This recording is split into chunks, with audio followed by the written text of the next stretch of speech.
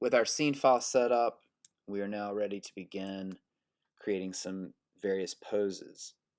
Let's say we want to try a new method other than selecting our controller, setting a key, and then moving down and setting another key manually.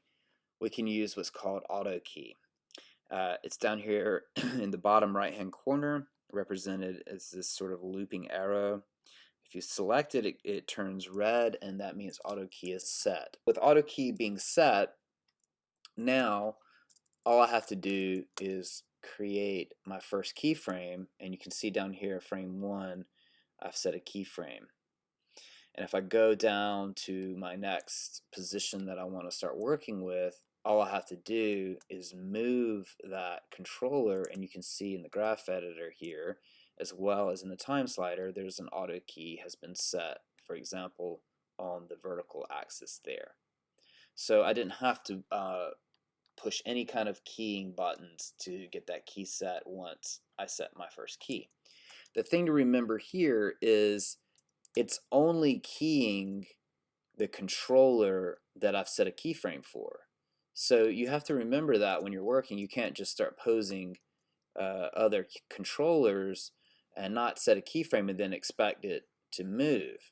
You have to be sure that you're setting each controller. Now this rig has been set up, and I've shown how to do a selection mask to prevent the mesh from being selected, so you only select the controllers. So now you can feel more free to select all your controllers and set your keyframes. Even with that in place, I, as an experienced Maya animator, I still use my options up here, or I'll set my own button in the shelf tab. I'll create to be sure that I'm only selecting my controllers. Be sure when you're ready to start working that when you get your first pose in place, I would say go ahead and key everything. Get your first pose in place, hit your key, and then when you create your next pose, it will be automatic. Every time I'm moving these controllers, it is updating. You can see it updating in the graph editor and on the time slider down there. But even though I love this pose and all I did was change about 4 or 5 controllers, these other controllers have not been selected, right? So that means if I scroll off of it, yes, it does change there.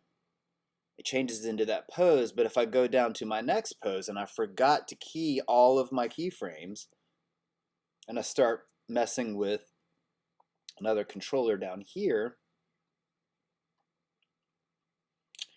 and I get it into a new pose, well, it is set right here, but it's not set down here.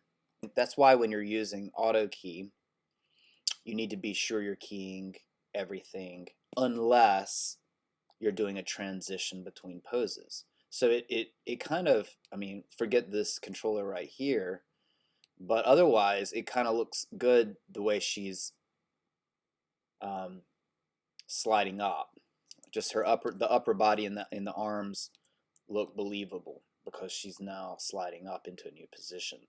So you need to get into the practice of understanding how Autokey works and how you can use it to go between poses, but also keeping in mind that unless you move a controller, it will not key.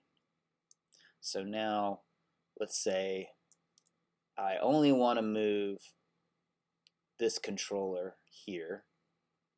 I want everything else to stay the same, but down here I'm going to be moving some other controllers. Well, I need to be sure that on frame 70 I key everything. I just hit S and then I go down, and then I can move the one controller that I want to move. Hopefully that makes sense. Autokey is interesting. Just remember that it's only keying what you move.